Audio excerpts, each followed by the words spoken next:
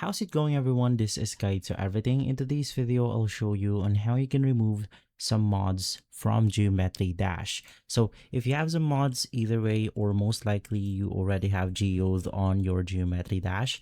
Now to go ahead and remove some of those modifications, you want to head over to the geos icon, which is going to be this one. And basically from here, you will be able to see the installed option. So this is going to be the installed files for our Geometry Dash.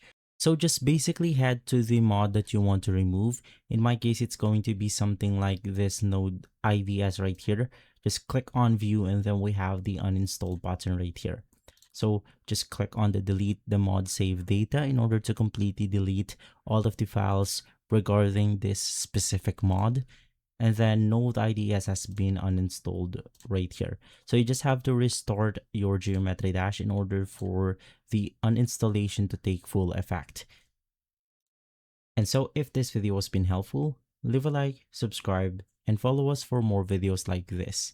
Thanks for watching.